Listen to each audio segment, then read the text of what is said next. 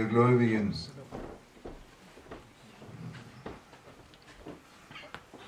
heute auf Deutsch.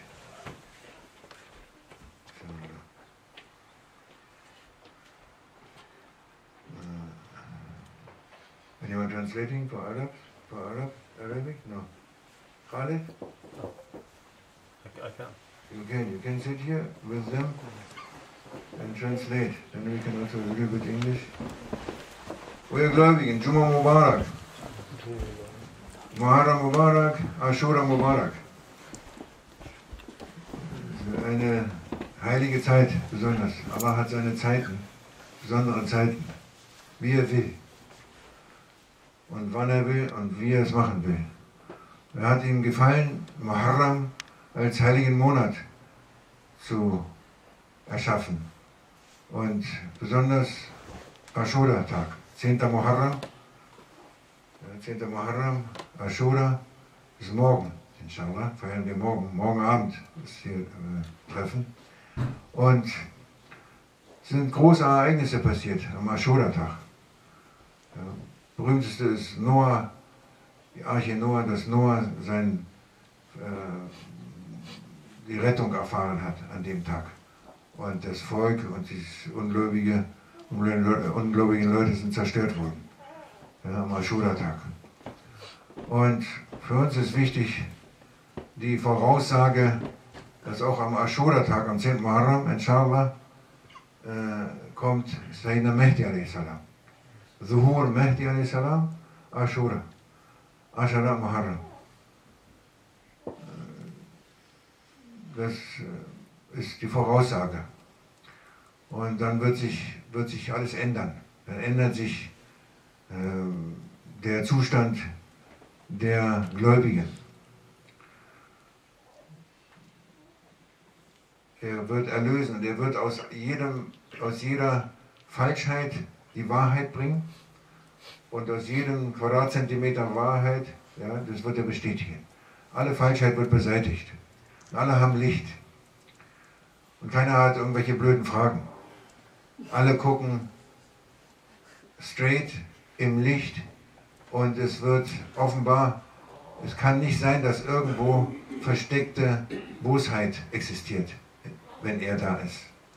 Mehdi a.s. Ja, das ist dann vorbei.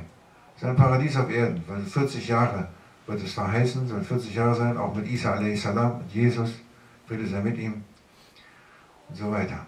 Das ist gut und wir sollen daran glauben, daran festhalten und unsere Schlüsse daraus ziehen. Dass wir eigentlich nichts anderes zu tun haben, du kannst nichts Besseres tun und nichts anderes tun, als dein Herz darauf vorzubereiten, dass Mehdi a.s. kommt. Sonst, wenn unser Herz nicht bereit ist, dann treten wir ins Aschura. Sofort. Wenn er kommt. Da gibt es kein,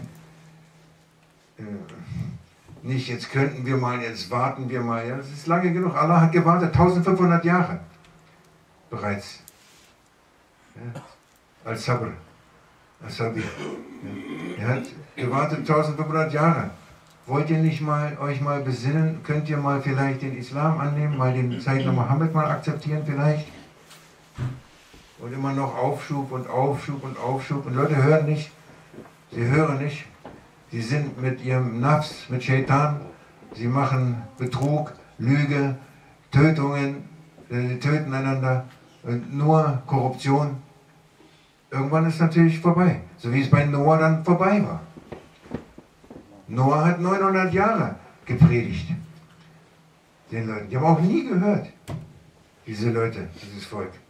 900 Jahre. Die haben ihn jeden Tag ohnmächtig geschlagen. Noah. Ja, die Prüfungen sind für Propheten, sallallahu alaihi wasallam. Für Propheten gibt es schon ein bisschen andere Tests als für uns Normalverbraucher. Ja, die Propheten haben die größten Tests. Jeden Tag bewusstlos geschlagen und immer wieder neu jeden Tag predigen. Zu diesen Wänden, zu denen er nicht durchgedrungen ist, die nicht gehört haben. Danach sind die Prüfungen für die Heiligen, für die Awliya Kiram. Die haben auch richtige Tests, große Tests. Kann man alles nachlesen und nachhören. Dann für die Gläubigen, ja, wer gläubig ist. Und darum geht es. Wir sollen unseren Iman stärken. Iman, richtigen Iman bekommen. Sag nicht, ich bin Gläubiger. Du bist vielleicht Gläubiger, weil du noch Geld kriegst von mir. Aber sonst nicht.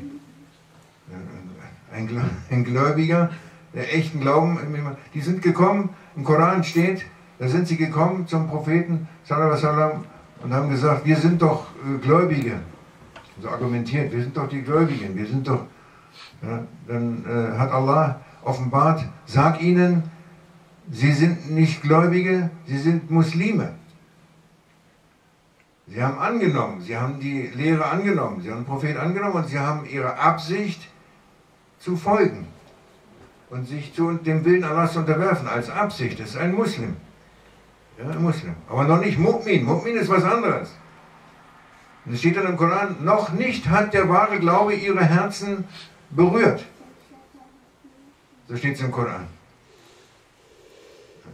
Wo sind wir Gläubige? Wo sind wir gläubig? Wir sind Muslime. Wir versuchen unser Bestes. Und wir sind auf dem Weg, inshallah, das ist unsere Übereinkunft und die Übereinkunft mit unserem Sheikh und mit Maulana Sheikh und mit Prophet Muhammad, dass wir diese Stufe erreichen wollen, des wahren Glaubens, ja, der Sicht des Glaubens. Dafür gibt es Zeichen. Dafür gibt es Zeichen, wenn der wahre Glaube macht. Und deswegen sollen wir uns vorbereiten. Ja, unser Herzen vorbereiten darauf, dass wir das Licht von Mehdi a.s., wenn er kommt, wenn seine Erscheinung, er ist ja da, und wenn er erscheint in dieser Welt, wenn die Erlaubnis von Allah kommt, dass er erscheint, dass seine Kraft erscheint, dass die Kraft Allahs erscheint hier auf der Erde, dann müssen wir bereit sein. We have to be ready. Yes, this is Aschura day tomorrow. We are celebrating tomorrow night, and it is a very important day, a holy time, holy month, Muharram, and 10th of Muharram is a very holy day, and many things happened, so many things. Most famous thing is that Sayyidina Nuh, alayhi salam, he saved people, he saved the creation, and people of Noah, they were destroyed. After 900 years, yes, Noah was 900 years, he became 900 years old, he was teaching people and bringing the message to the people, and saying every day to them, and every day they beat him so that he was unconscious. Every day he had this. Yes. And it is important to know that we have tests. And prophets, they have the biggest tests. Not like other people. Yes? They have the biggest tests. And after them, awliya, intimate friends of God, they have tests. The inheritors of prophets, they have tests. And believers, they have tests. And it's written in Holy Quran. You are saying you believe, and you say you don't get tests. Allah is asking. You are saying you believe, and you think you are a believer, and you don't get a test. This test is a proof that Allah subhanahu wa ta'ala loves the prophets. He sent them tests because he hates them. The prophets, the best ones, the beloved ones. He sent tests because he hates them. No. No, he tests them because he loves them. And he tests you because he loves you. It's not, this is sunnah of Allah. It's not changing, it's always the same. He loves you, and you are saying, no, I have this, I have that. Where is my money, where is this, where is that, it is so bad, everything is so bad.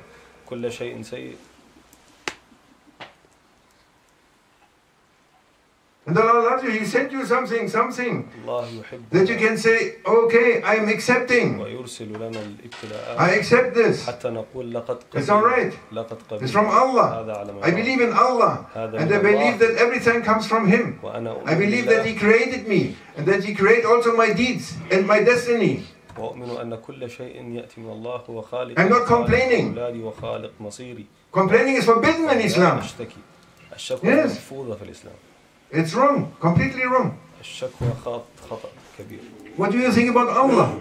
And you read Quran and you read Hadith and you know everything and you know the Shaykh and you know the lessons from the Shaykh and you say no. I'm complaining.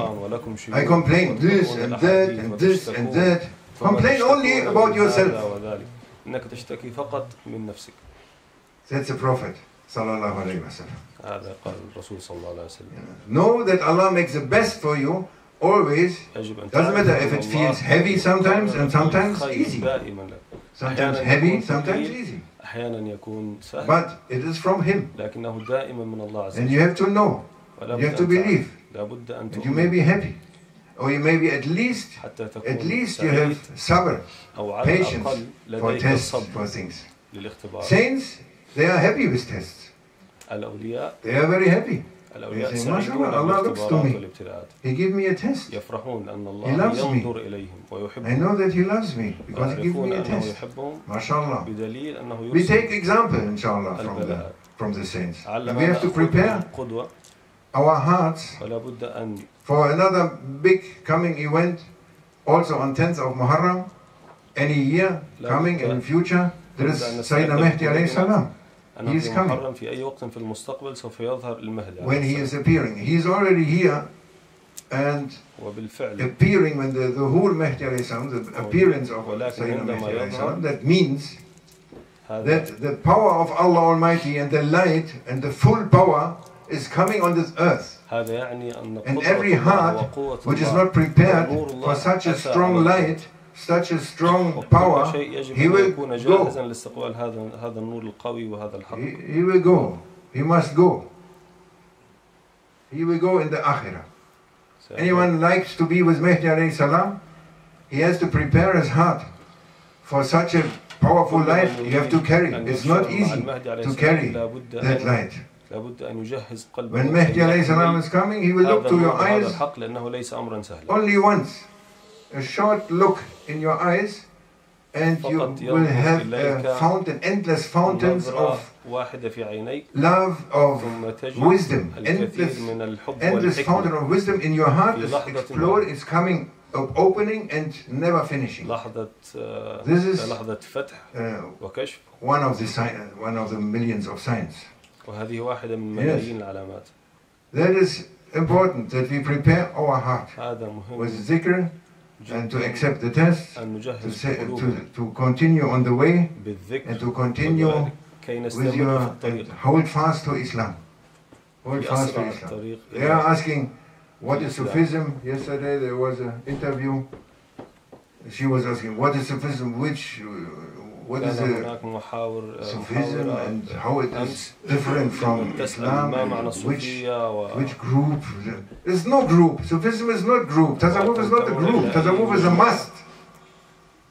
You have to be Sufi if you like to be in Sufi. Leave Sufi also. Say you are Muslim, you want to become Mu'min and you are on the way. And the way is with Sufism, not without Sufism. It belongs to Islam. Sufism is Islam. What are they talking about? Sufi, what is strange? Sufis, idiots, ignorant people, dark people, saying nonsense. You need the inner qualities to live your Islam. You have to listen to the rules of Islam. And Tariqah, the Shaykh, the trainer, he is teaching you how to live the rules of Allah Almighty, how to do it. And mainly it is to make it sincere, in truth, in haqiqah. You want to have a heart in truth, a sincerity. That is teaching of Sufism, if you want that name. But it's not important. It is one thing. It is one thing. لكنها شيء And Muslims, if they don't accept this, there will be no progress. No progress. والمسلمون And عندما every test for you يقبلون is a هذا progress. لا يتطورون Jeder Test ولا يتقدمون. ist ein Anstoß, um sich geistig weiterzuentwickeln, wenn man mal so sagen will. Ja, jeder Test ist ein Geschenk von Allah, sagen wir mal so. Und nicht, oh wie furchtbar und wie schrecklich und das muss jetzt anders und jetzt dies und nein. Es ist ein Test, auf dem jeder zu sich selbst guckt und Geduld hat mindestens, wenn nicht Dankbarkeit, denn irgendwann wird er erkennen, dass es ein Geschenk ist. Dass jeder Test ist ein Geschenk. Jede Krankheit ist letztendlich ein Geschenk. Es ist ein Geschenk von Allah. Ja, dieses Leben ist ein Geschenk an die Menschen. Eine Entwicklung, ja, für das Aschura, nicht für das Diesseits. Du bist nicht für das Diesseits. Für das Diesseits bist du gar nicht. Wer Wünsche hat, diesseitige weltliche Wünsche, endlose Wünsche, und wir haben die endlos, der ist blind und taub, sagt der Prophet, sallallahu alaihi wasallam, in einer bekannten, autorisierten und authentischen Hadith. Sahih. Wer irgendeinen Wunsch hat und daran festhält und daran denkt und daran festhält, ist blind und taub. Mal ganz einfach. Wo sind wir? Wo sind wir? Mögen wir aufwachen, mögen Allah uns mehr geben zum Aufwachen. Und er wird geben. Er wird geben. Der Druck wird größer. Und Druck ist gut. Druck ist gut für die Gläubigen. Sag nicht, das ist jetzt schlecht und schreckliche Zeit und wie furchtbar und wie gucken die mich an, ich bin ein Muslim und warum guckt er mich so komisch an? Sei froh, dass er sich so komisch anguckt. Der muss dich so komisch angucken. Deine Freunde gucken dich nicht komisch an. Halt an dem Islam fest. Meinst du, irgendeiner kann dir helfen? Irgendeiner von irgendwoher, irgendein Mensch kann dir irgendwas helfen in der Drucksituation? Nee, nicht einer, nicht einer. Nur Allah kann dir helfen. Und Allah wird dir den Test schicken und niemand wird es verhindern. Und Allah wird dir das Gute schicken und niemand wird verhindern, dass du es bekommst. Niemand. Deswegen verlass dich nicht auf keinen Menschen, auf gar nichts, außer auf Allah. Dann bist du in Frieden. Dann bist du in Frieden und dann wartest du auf die Dinge, die da kommen. MashaAllah. Möge Allah uns diese Stärke geben, inshallah, in unser Herzen. Inshallah, we may have power in our hearts, inshallah, and understand that the tests, they are a gift, they progress you to widen your heart, to be more spiritual, to come more to the truth, come nearer to Allah, and that is understanding, that is the right understanding. And if you have no, you cannot say thank you, but you can have patience at least. May Allah help us, inshallah, and to take Sunnah of Prophet sallallahu alaihi wasallam as our best example, and to follow the Sunnah of the Prophet sallallahu alaihi wasallam as much as you can, and to be with the Shaykh. Otherwise you cannot progress. If you are not with the Shaykh, you cannot progress. He must show you how to, that your heart, what is the situation of your being. He has to show you. Otherwise you will not develop. May Allah help us to develop ourselves, inshallah, to be a good brothers and sisters, being one, being in one, in the oneness, and in love to each other and respect to each other. Everything is about respect. We have to respect each other, and from respect comes love. Inshallah. Yes. Now people, they have no respect. Finish the respect. Respect is going down. So everything is going down. If no respect, everything is going down. No adab, no good behavior, everything is going down. كل شيء ينحدر بدون الاحترام.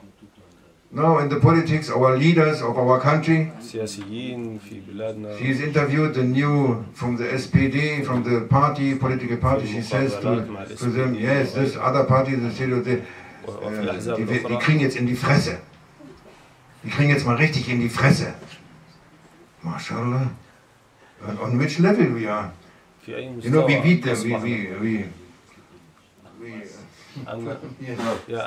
Like this. This is very high level. This is high level communication, high level relations. Civilization of this century, highest civilization. We reached it. Wir geben den jetzt mal richtig in die Fresse. Okay. I hope so. I hope so. Go, carry on. Make an arena in the Bundestag. Yes. Turks also, Turks they are practicing this in the parliament. They don't only say it, they do it. I saw some things with Adab ist das Wichtigste, gutes Benehmen. Sei freundlich, sei höflich, hab Respekt. Denk nicht schlecht über Leute, wenn sie auch Schlechtes gemacht haben, ist egal. Du bist schlechter. Hab Respekt, hab Adab. Denk daran, das ist ein Geschöpf Allahs. Und Allah liebt alle Geschöpfe, egal wie sie sind, egal was sie tun, egal welche Religion. Er liebt alle gleich. Sei auch so, du sollst so sein. Deswegen hat Allah dich erschaffen, damit du so bist wie er. Rahman, barmherzig. Schau mit Barmherzigkeit auf alle gleich, ohne Unterschied. Und sag, wenn du versucht bist zu urteilen, sag, du bist schlimmer. Und du bist schlimmer. Du bist hundertprozentig schlimmer. Deswegen urteile nicht über irgendjemanden. Wie kannst du urteilen? Oder sauer sein über jemanden. Und Groll haben im Herzen. Was bringt das? Was soll das geben? Nichts. You must not be angry about anyone and not judge anyone because you are worse. لابد ألا تغضب من أي أحد وألا تحكم على أي أحد لأنك أنت الأسوأ. Look at, as Allah looks to people, you have to look like this. That is your aim. To be merciful with mercy to everyone. Be merciful to people, to the creation, and Allah will be merciful to you. If you are hard on people, Allah will be hard on you. Seid barmherzig zu den Leuten, dann ist Allah barmherzig zu euch. Wenn ihr hart seid mit Leuten, wird Allah hart mit euch. Möge Allah uns schützen vor Shaitan und vor dem Ego, vor Nafs und vor Dunya und vor den Hawa, vor den Wünschen. Ja, vor den Wünschen. Wünsche machen blind und taub, sagt der Prophet. Irgendein Wunsch, den du hast, Dunya-Wunsch, egal was es ist, Dunya, nur Dunya bezogen, ja, dann bist du blind und taub und unempfänglich für irgendwas. Für die Barmherzigkeit Allahs. Ja, wenn du mit der Welt zu tun hast, dann beziehe sie auf Allah. Sag, du machst das für Allah. Es ist für Allah. Es ist für den Prophet, für die Ehre des Propheten, für die Ummah, ja, für das Gute, für den Islam. Am Ende, für den Islam, für das Gute, für die Ummah. Alles, was du tust, beziehe auf Allah, dass Allah zufrieden ist. Alles. Lass nichts, das darf nicht eine Handlung sein, die nicht für Allah ist. Nee. Not one single act should be for something else, but everything should be for Allah Almighty. That is what Prophet teaching and saints are teaching, our Shaykh teaching, everyone.